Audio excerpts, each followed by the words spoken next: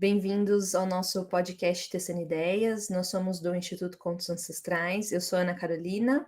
Eu sou o Faruk. Nós vamos hoje dar continuidade no livro A História Sem Fim. A gente vai entrar no capítulo 4 e vai continuar aí a análise simbólica dessa narrativa. Isso, então o capítulo 4 se chama Igramul, o Múltiplo, ou a Múltipla, né?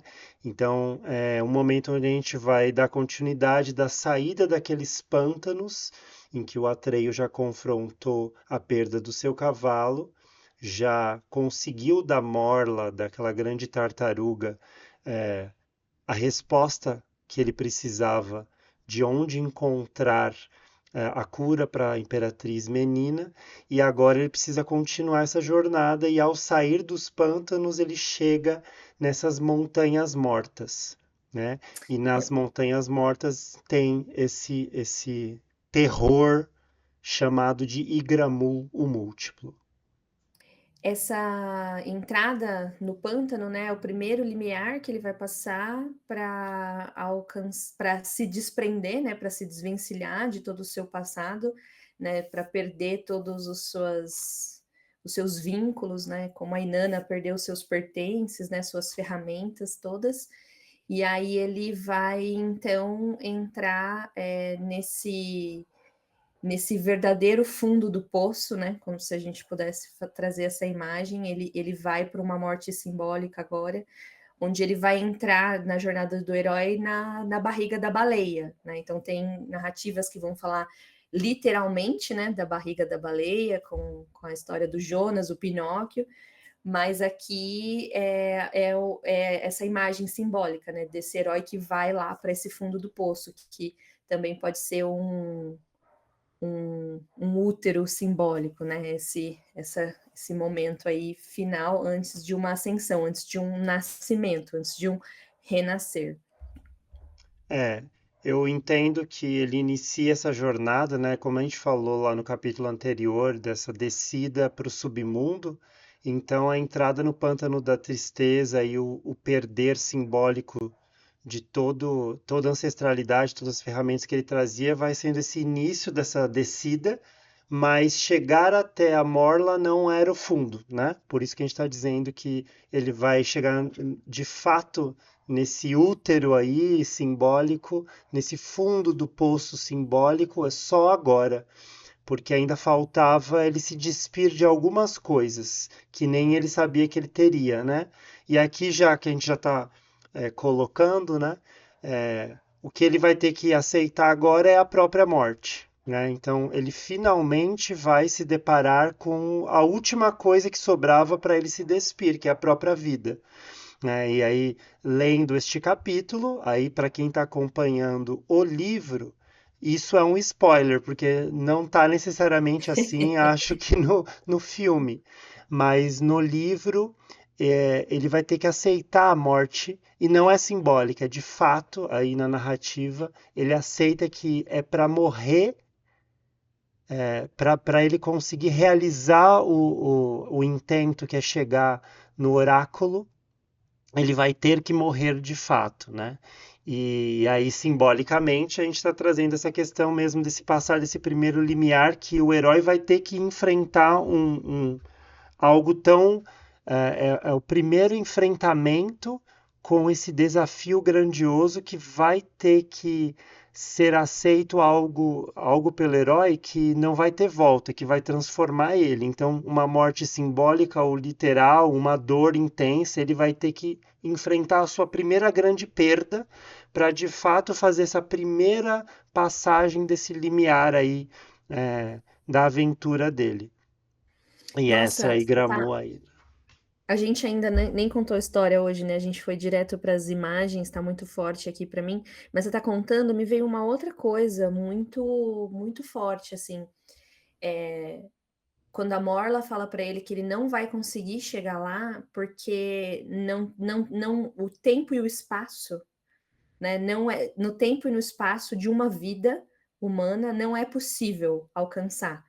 Então ele precisa burlar o tempo e o espaço, ele precisa de um buraco de minhoca, Então ele vai ter que morrer e renascer na mesma vida para conseguir alcançar. Olha que loucura! É o primeiro Nossa, renascimento. É mas lindo esse olha, buraco de minhoca, é incrível. né, porque, nossa, me veio agora, assim, você falando e essa imagem, né, e o tempo e o espaço, não cabe nesse tempo e espaço, então ele vai precisar de um atalho, e o atalho é morrer, E né, o atalho é a própria, se deparar com o terror disforme, múltiplo, né? Por isso que Gramu é o múltiplo, né? Então, o que é a morte, né? O que é se deparar com a morte, se não várias faces que não têm uma face definida, porque para cada um tem uma face e ninguém encontrou a face definitiva, né? Ninguém encontrou essa resposta e ele se depara com esse sem rosto que tem todos os rostos, sem forma que tem todas as formas, que cria esse buraco de minhoca que eu amei, incrível, e que também a gente já tem falado bastante das etapas alquímicas aqui, né? Até porque, primeiro, porque é uma metáfora desse autoconhecimento e dessa transformação interna. Depois, porque é trazido na própria psicologia junguiana, que dá muita base para eh, nossas análises simbólicas aqui. Então, ele, o entrar no próprio pântano, que na natureza é um lugar vivo de decomposição, né? Já começa o nigredo, que é esse putrefácio, né? Que tem que putrefazer, tem que dissolver, tem que desfazer. E o que está acontecendo com o Atreio, que seria o ego, é que ele está dissolvendo nesse lugar aí, né? Nesse caldeirão vivo, ácido, que vai dissolvendo tudo dele, ele vai perdendo. E aí, quando ele chega finalmente nessas montanhas de Igramu, são as montanhas mortas. E aí, no próprio, voltando para o livro, né, na narrativa, diz que ele saindo do pântano, ele vai andando por desertos onde não tem vida nenhuma, ele não consegue encontrar nada vivo lá.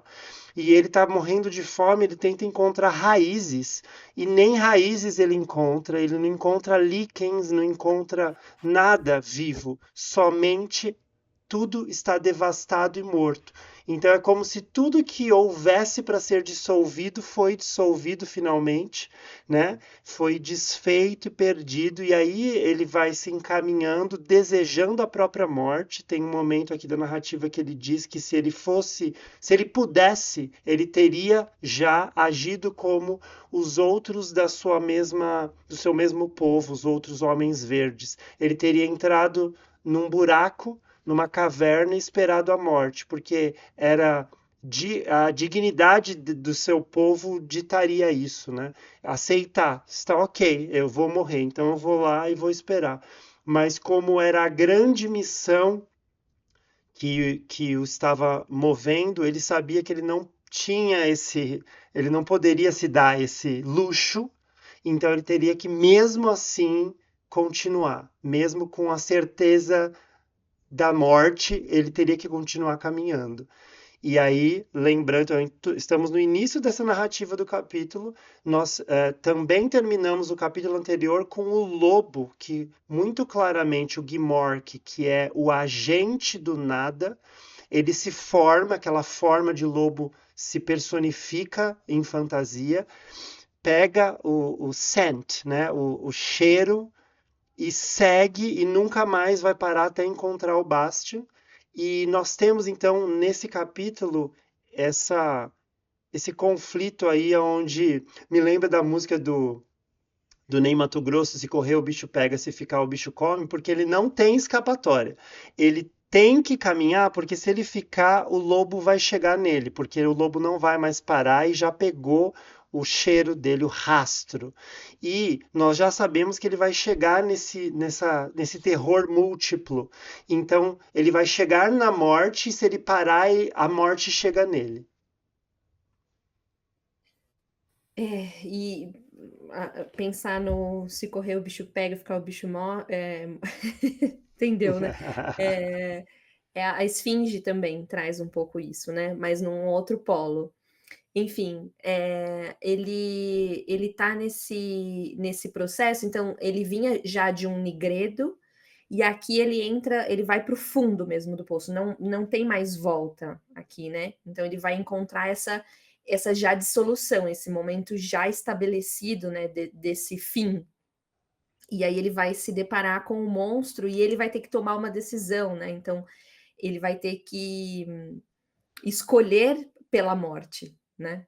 E eu acho que isso é muito é muito significativo também na jornada desse herói, porque alguns heróis também fazem essa escolha, né, a Inanna também faz a escolha, ela também escolhe pela morte, né, o Parsifal também quando ele no Graal, ele também escolhe, né, então acho que tem, essa escolha, né, por se entregar, por, confiar, né, se entregar para o invisível, né, confiar no invisível, né, deixar que algo outro aconteça, e para aí poder renascer como fênix, e é só nesse momento, né, que a gente é capaz de dar esse passo mesmo, de alcançar, tudo que vai vir, né, e o Fushur vai vir, né, maravilhoso, né, o Falcor no filme, vai vir toda essa luz, todo esse brilho solar virá, a gente já sabe, né, mas, só é possível porque ele faz essa escolha. Exatamente, porque ele entende que essa escolha precisa ser feita, né? E aí, bom, ele continua, então ele não desiste, né? Ele escolhe continuar mesmo sabendo dessa morte inevitável. E aí ele chega, ele começa a ouvir primeiro uns sons muito estranhos, né? Um som meio estridente, meio como se tivesse acontecendo lá mais para frente nesse abismo que ele se depara, uma batalha mesmo. E aí quando ele chega, ele se depara com uma batalha colossal desse dragão da sorte, né? Desse dragão oriental, dragão chinês, dragão japonês, dragão coreano, lá das mitologias do Extremo Oriente, lá né, da Ásia, e desse ser gigantesco do tamanho de uma casa que, à primeira vista, ele vê com a forma de uma aranha, né? E aí ele já tinha no seu povo ouvido relatos e histórias, como se fosse um folclore, um mito desse ser múltiplo, né? Que tinha várias formas. E na hora que ele chega lá, ele se depara com esse ser, ele sabe que é o Igramu, ele sabe que é esse ser múltiplo. E aí estava nessa aranha. Você quer a gente falar um pouco da aranha primeiro? Vamos, Porque ele porque toma depois outras formas, né? é. É muito legal, né, porque a aranha é a tecelã, né, é esse símbolo também, né, do tecer, né, essa que faz o fio, né, do destino, então das moiras, né, das nornas, acho que tem essa imagem, e tem as relações, né, é impossível você pensar numa aranha gigante e não pensar no Harry Potter, né? Não pensar no Senhor dos Anéis, não pensar nessas outras narrativas em que esses animais gigantescos e horripilantes, né, aparecem. É, o Aragog, quando você falou, né, o múltiplo ou a múltiplo, a gente não sabe, né? O Aragog do Harry Potter, ele era macho, né? Ele era o pai de todas as aranhas, né? E eu gosto muito de pensar que são momentos também que são limiares, né? Tanto quando ele faz esse primeiro encontro, né, com o Aragog, quanto quando ele faz com a Aranha do Senhor dos Anéis, que eu não me recordo o nome. É, Shelob, então, Laracna. isso, Laracna era a que eu me lembrava, não me lembrava do Shelob. Eles são parecidos, eles não são iguais, mas eles são de certa forma protetores da sombra, né? O Aragog de uma verdade, inclusive, né? Ele guarda o conhecimento do que verdadeiramente aconteceu, que também tem a ver com essa imagem, né? Da aranha como a tecelã dos destinos, né? A que sabe, né, das coisas. E ali tem um confronto, né? Um momento que é crucial, né? O Frodo também ele vai morrer ali também, né, simbolicamente naquele encontro. O Harry Potter não necessariamente, mas tem ali também esse limiar, né? Esse portal, é uma passagem, essa É, porque a aranha, essa morte grande. pode ser simbólica ou literal. No Senhor dos Anéis é quase literal, ele morre de certa forma, né? Ele está pronto Uhum. para ser comido num estado de coma, praticamente de morte. Nossa, é muito aterrorizante aquela imagem. Sim. Enfim, e tem a questão da dor, acho que aqui é muito forte, né, na História Sem Fim, com o veneno, né, que vai ter essa questão da dor. Acho que É, a eu acho dor muito como importante o veneno, a dor, exatamente. pode ir, É, pode ir. porque Minhas aranhas foram essas. ele se torna, ele é o múltiplo e toma formas, mas aí ele toma a forma da aranha que tem o veneno, depois ele vai tomar a forma como de uma serpente que também tem o veneno, e depois que o Atreio vê, eles usam a descrição de vespas, né, que também tem veneno, né? Então, eles são insetos que também têm veneno. Então, o tempo inteiro tem por trás de tudo tem um tal veneno mesmo, que é o que é mais importante aí, que é o salto que vai acontecer desse limiar aí do enfrentamento, é justamente através da aceitação do veneno. Então, aí simbolicamente novamente, né? Quando a gente aceita, a gente se confronta com a nossa sombra, e a gente aceita que a gente vai ter que tomar daquele veneno que essa sombra nossa mesmo está destilando, né? Então tem algo venenoso nela, mas é ele que vai trazer a redenção, é ele que vai trazer a dissolução final, é ele que vai fazer o salto de transformação para a gente conseguir subir e continuar o nosso caminho, né? Então, para sair finalmente do nigredo, pensando na alquimia, e ir para o albedo, finalmente, né? Que seria o conhecimento, o esclarecimento, né? Trazer para a consciência, finalmente, começar a entender, a limpar o que o nigredo conseguiu fazer na decomposição e separar o joio do trigo, né? O albedo vai fazer essa separação. Eu vou enxergar agora, eu vou limpar o que o Nigredo fez na putrefação e na dissolução, e agora eu vou separar as coisas e vou ver o que, que eu vou aproveitar disso. Mas precisou então ter essa aceitação final do veneno para eu conseguir fazer esse passo do conhecimento, porque a gente sabe, ou você que está lendo ou acompanhando o nosso podcast vai saber agora, que uh, o, o Atreio precisa fazer um pacto, no fim das contas, com essa Igramu, porque como ela também pertence à fantasia e não quer desaparecer, e também respeita e é respeitada pela Imperatriz Menina, ela reconhece no Aurin que ele está nessa grande missão em nome da própria Imperatriz, então Igramu precisa ajudá-lo de alguma forma e fala: eu te revelo o meu grande e final segredo aqui, se você jurar não revelar para mais ninguém, pois seria como revelar o meu trunfo final que faria com que ninguém mais caísse na minha teia e ninguém mais e eu ia desaparecer. E porque eu respeito a Imperatriz e ela me respeita como eu sou, eu também te digo que até os maus, até os vilões têm um trunfo que pode ser positivo, ou seja, até o veneno tem a cura, né? Nossa, é muito lindo, muito lindo. Tem uma coisa importante também nesse ser que toma várias formas, que lembra também o Harry Potter, né, ai, agora como que é? Aquele que ele usa para treinar contra o Dementador, que cada um olha para ele e vê uma coisa também diferente, que é o seu Boa. medo mais profundo, esqueci o É nome agora. o bicho-papão, né? O Bugman, Isso, algo isso, assim. esse mesmo. Que é o porque ele vai conseguir se conectar com o seu medo mais profundo, né, ele vai afetar você do jeito que mais, vai te causar medo, e eu acho que a palavra medo também é muito relevante, né, Isso porque dá até arrepia aqui, né? Porque, só complementando, porque você falou desse medo mais profundo, a gente imagina que perder o cavalinho já foi um medo muito, já foi uma perda muito grande. O que mais tem para perder então, né?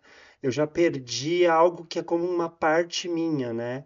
E ainda tem mais, ou seja, não tinha chegado no fundo do poço mesmo, não tinha chegado ainda na barriga da baleia, no útero, não tinha chegado no ponto fulcral, final e central, ainda tinha mais para descer.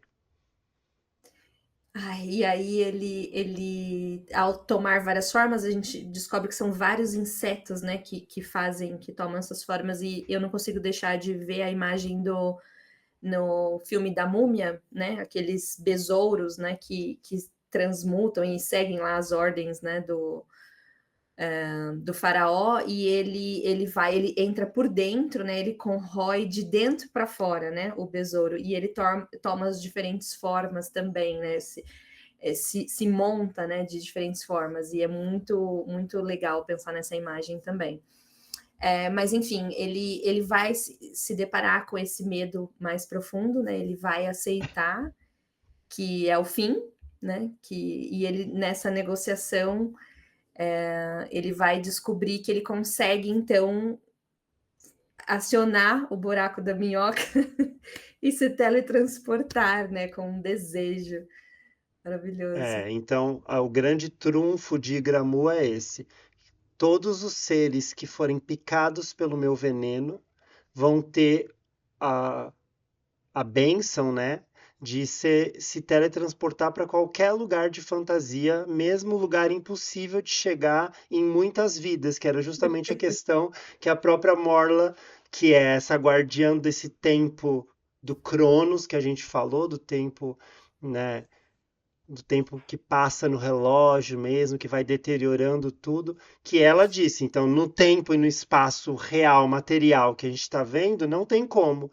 E aí, justamente, essa sacada sua do buraco de minhoca. Então, se eu conseguir uma forma de enganar esse tempo e esse espaço, eu consigo. E Gramu consegue dar essa possibilidade aí para o Atreio. Quem for picado conseguirá. E aí é a aceitação final. Então, ser picado por Igramu me dá 1 hora de vida. Não existe antídoto para esse veneno, mas vai me levar para onde eu preciso na jornada. Então, eu vou ter que me deixar ser picado, eu vou ter que tomar esse veneno, mesmo sabendo que me leva à morte, eu vou precisar dessa morte para eu conseguir fazer esse salto. Então, a aceitação plena da morte é, e se permitir morrer, pois ele morre de certa forma, é o que leva ele para o salto.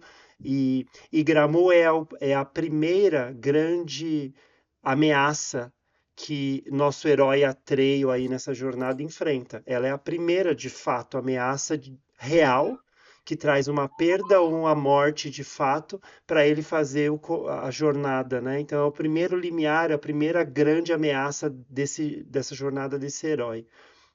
Ah, só uma É, coisa ainda do negócio do Egito, né, que você trouxe.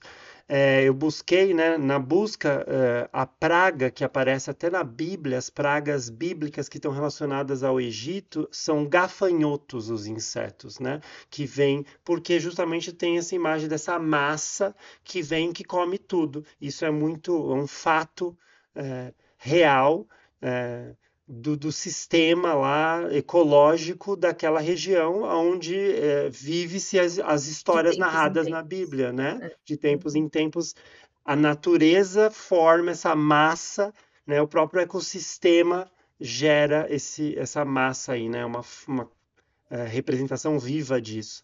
Então, por isso que seriam lá os gafanhotos. E aí eu pesquisei também essa questão do escaravelho, Escaravelho. do besouro, e no Antigo Egito, então, o filme da Múmia acaba deturpando, né? E ficou na minha imagem É, também algo negativo para o escaravelho, mas ele é positivo, ele é solar, ele é ele solar.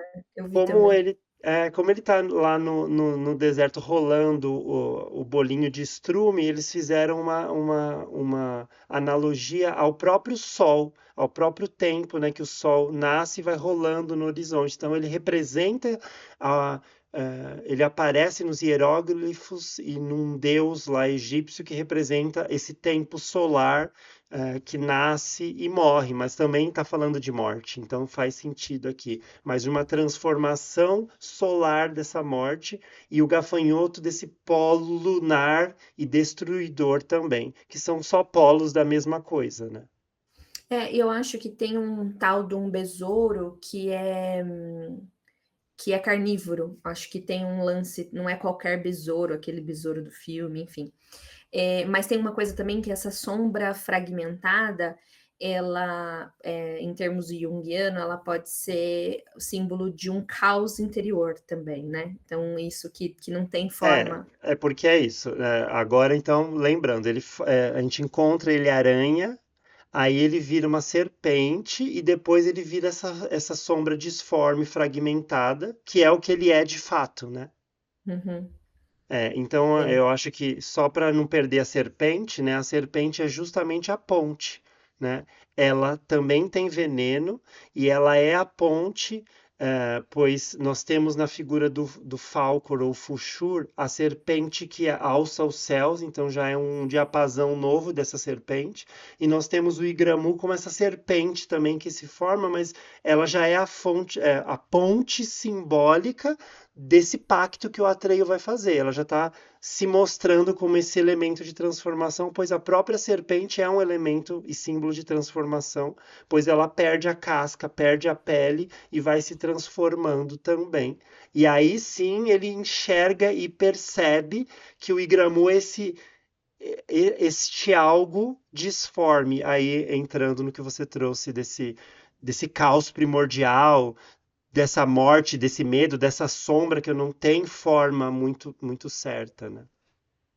É, e antes da gente perceber que ele vai conseguir, né, esse desejo que ele faz com a Gramu, e ele vai, mas ele não vai sozinho, né? Antes da gente chegar nesse momento, tem um detalhe aqui, quando a gente vê eles lutando, né, o Igramu e o Fushur, que o Bastian se assusta e dá um grito. É E importante isso. aí é muito, muito relevante, né, esse detalhe. Ele dá um grito que ele ressoa na história, né? E ele até se pergunta: será que foi o meu grito, né? Porque eles dentro da história eles ouvem algo que ressoa, né? Ressoa entre os rochedos, né? Fala.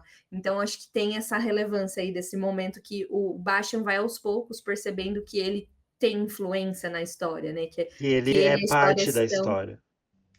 e que eles estão paralelamente, né? Eles estão vivendo o acontecimento em consonância um ao outro, né? Que não aquela pergunta que ele fazia, né? Será que se eu fechar o livro a história continua acontecendo, né? E isso está ali E aquela na. realização que a gente falou, né? Eu falei algumas vezes que é com o tempo que o Bastian percebe que ele já faz parte da narrativa, tanto é que no momento que ele está confrontado pela própria Imperatriz dizendo o que está fazendo você levar tanto tempo para realmente concluir a sua grande missão, que é me nomear, que vir aqui me encontrar.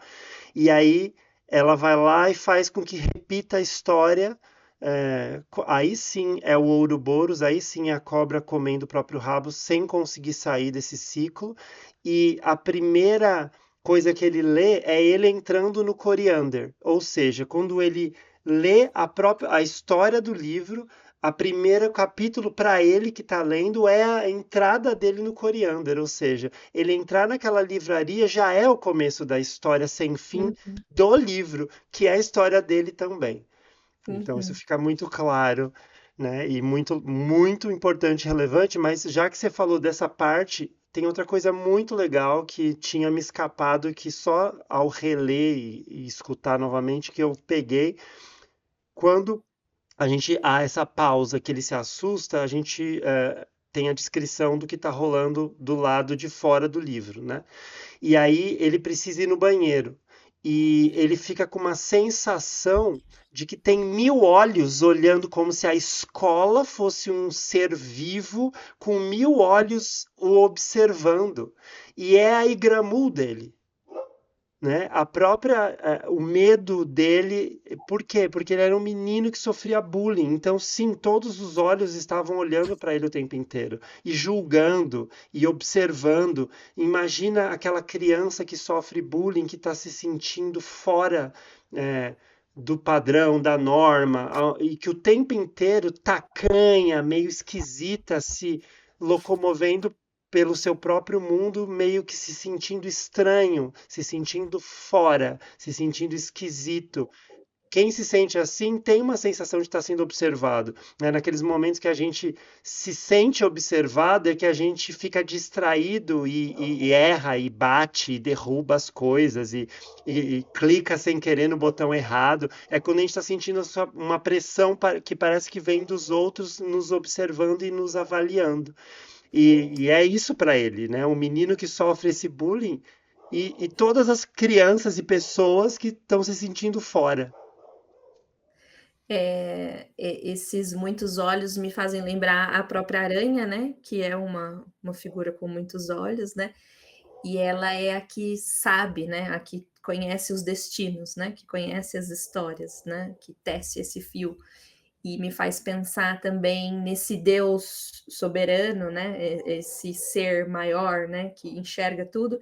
E me lembrou a música do Raul, né? Que ele fala que é, vendo fazer tudo que se faz dentro do banheiro.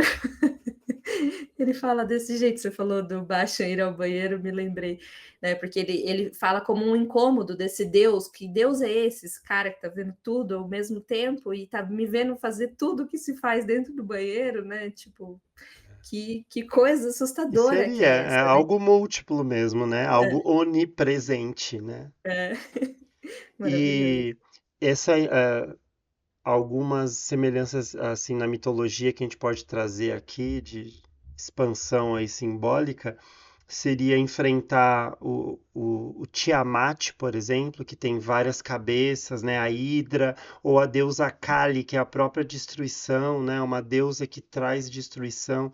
Então, encontrar com esse múltiplo, ou o próprio Perseu encontrando a Medusa, né, que ele tem que enfrentar um ser que tem vários seres ao mesmo tempo, né? Então, tem Uhum, também nas narrativas esse encontro com um ser destruidor, geralmente feminino, que é essa mãe devoradora e destruidora, e que é múltipla ao mesmo tempo, né? uhum.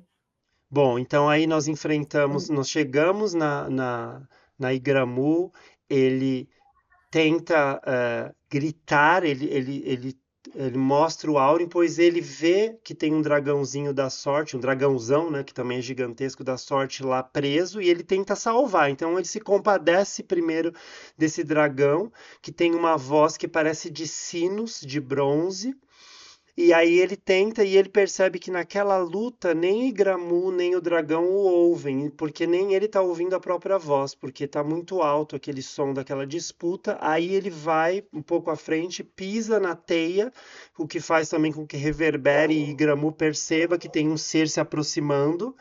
E aí Igramu finalmente vira essa serpente e pro Atreio vira aquele ser disforme, e depois que parece que tem um rosto com um único olho horizontal, com, né, um olho meio de cobra, meio de serpente, e aí esse grande olho com uma boca que fala de uma voz estridente, rouca, pois são milhares de insetos zumbindo, que criam essa vibração sonora aí que vira essa voz, né, que ele ouve. E ela falou: Nossa, que dia feliz! Um ser que anda em duas pernas chegou e eu tenho já um banquete preparado e mais um. E eu, por tantos milênios morrendo de fome, vou ter dois banquetes para fazer de uma vez só. E aí sim ela vê o Aurin e ele fala: Você reconhece isso, Igramu? Eu reconheço, né? E aí ela percebe, naquele momento, que ela perdeu também o que ele perdeu, e aí sim ele pede, então, você sabe que você também vai sumir, que você também depende da minha grande missão, pois da vida da Imperatriz. E Gramus diz, então, eu sei o que está acontecendo, eu sei do nada que está tomando fantasia também, e aí sim, eu tenho essa barganha, né? Como essa barganha mesmo. Eu tenho aí uma coisa para barganhar. Me deixe te picar, me deixe te matar e te aniquilar, pois assim eu te revelo o meu segredo, que é você vai conseguir chegar onde você precisa, e aí você tem uma hora para a sorte aí te acometer. E aí eu posso passar para a parte final do capítulo. Aí, pois é um capítulo curto, né? É, ele se permite. Então, o Gmork, que é o lobo, já está muito próximo dele. Ele se permite ser picado, imagina o oráculo, vai parar lá no oráculo. Ao despertar, o Gmork percebe que o rastro sumiu, como mágica, como entrado nesse buraco de minhoca, né? E ele se vê ao lado do dragão da sorte no oráculo. E aí o dragão acorda e fala: Pois por pior que eu estivesse, eu estava consciente e ouvi tudo. E eu pensei na mesma coisa e vim com você. E aí ele diz: Ué, mas você poderia ter ido para qualquer lugar de fantasia, inclusive para um lugar que te salvasse desse veneno, que tivesse a cura. Por que você escolheu vir para esse lugar que não tem esperança? E aí o dragão disse: No momento que eu percebi a sua entrada, eu percebi que o meu destino também estava entrelaçado com o seu, eu não tinha mais escapatória. E outra, eu sou o dragão da sorte. A partir de agora, o seu destino mudou. A partir de Hum. agora, você está com sorte, pois eu trago sorte para qualquer um que estiver comigo. E a gente vai agora esperar pelo melhor. Olha que lindo. Então, a escolha, o reconhecimento do fundo do poço faz com que você finalmente faça essa transição, essa transformação para um outro estado onde você tenha a possibilidade de encontrar a cura, a possibilidade de encontrar os caminhos que parecia impossível até então onde você estava, né? Esse reconhecimento, esse se deparar com esse múltiplo faz com que finalmente você consiga olhar diferente para as suas possibilidades, para os seus caminhos, né, a partir de agora. E agora você pode até ter um pouco de sorte. É que na morte é que tem o renascimento, né? E o renascer seria esse novo começo. Me faz pensar muito na imagem da fênix, meio, né, claro assim, mas também da borboleta, né? Porque a lagarta morre mesmo, né? A lagarta ela se perde para que a borboleta nasça, né? Então tem uma força muito simbólica e solar. A lagarta é muito usada, a gente usa muito dentro da pedagogia Waldorf a imagem da lagarta e da borboleta para simbolizar esse momento da Páscoa, que é o momento em que também Cristo faz essa jornada, né? Ele também vai indo, né? Vai se aprofundando ali na Semana Santa, vai chegando, chega até o fim do poço, né? Morre e em 3 dias ele retorna, ele passa também por esse limiar, né? E é muito bonito, é muito profundo e é essa força solar, então, né? E aí esse renascimento, essa força solar representada no Fuchur e essa figura que traz essa libertação espiritual de certa forma, né? Esse espírito, né? Na alquimia que vai trazer, né? Esse éter simbólico, né? Que vai trazer essa renovação, né? Esse novo começo. É que Como aí se também. na alquimia tem a imagem do o Mercúrio, é o próprio Mercúrio, né? Que Isso. é o metal que consegue descer e puxar os metais preciosos também, né? E que faz todo sentido na mitologia grega. O deus Mercúrio é o único que tem entrada em todos os mundos, inclusive no submundo, aberto, né? Ele tem free Ele reign, vai. ele pode entrar e voltar à vontade, transitar pelos mundos, né? E o Fuchur, ele é quase que uma borboleta, no sentido de que ele é o Artax, né? Isso. Renascido, né? É, a gente Ele tinha é falado disso, né? Ele ia encontrar a sua nova, né? O seu novo patamar de companhia de viagem, né? esse ser que também é o que o carrega, né? Ainda continua nesse lugar, mas que agora voa, né? Agora Antes ele voa. Antes ele andava pela terra com Artax e agora Exato. ele consegue E é o voar. diapasão maior da cobra, da serpente, né? Que se rasteja pelo chão, pela rés do chão, e agora é uma serpente que alça os céus. É justamente esse espírito, né? É o diapasão maior mesmo, né? E aí Gramu, como essa serpente, esse ser horrendo, que traz também essa possibilidade de transformação, e o Fushur aí acompanhando esse guerreiro que, ao perder tudo, ganhou algo também novo, algo potente, né? Tem uma arma nova aí, né? Uma ferramenta mágica nova a partir daquele enfrentamento terrível, onde houve perda. E aí é isso. Eles vão então para o Oráculo do Sul, né? Que é essa Isso. direção, é onde eles têm que ir, é onde eles vão despertar e a gente vai ver o que acontece no próximo capítulo. A gente não pode continuar porque aí a gente já vai encontrar os seres que estão nesse lugar e tem tudo a ver, porque são gnomos e tem um conhecimento gnóstico que vai ser apreendido aí, né, a Maravilhoso. partir desses gnomos, né? Não, e eu acho que esse também é um dos meus favoritos, o próximo, porque é esse momento em que também difere muito do filme, né? Eu acho que tem uma coisa muito simbólica, muito bonita, e que o filme se perde, né, nesse capítulo. Pois não é à toa que a gente traria nesse novo momento do Instituto bem a História Sem Fim, como esse livro que a gente está analisando simbolicamente dessa forma. É, e faz todo sentido que o símbolo de nosso instituto seja um sol e uma lua, e que o símbolo desse livro e dessa história sejam essas duas cobras que se encontram, esses opostos. A gente está falando o tempo inteiro disso aqui, então eu acho que é o nosso diapasão de subida do instituto também, da gente olhar de forma mais aprofundada para as figuras e imagens que nós mesmos já trouxemos desde o início, sem perceber de fato a profundidade que elas já tinham em nós. É, com certeza, e faz todo sentido, né? A gente aí também opostos complementares, você geminiano e eu sagitariana, né? Esse Isso aí. muito bom. Foi ótimo, um capítulo super curtinho, mas super profundo, super importante e que me trouxe muita reflexão também. Acho que foi me reconectar com ele de outra forma também, muito profunda. Acho que foram dias profundos aqui.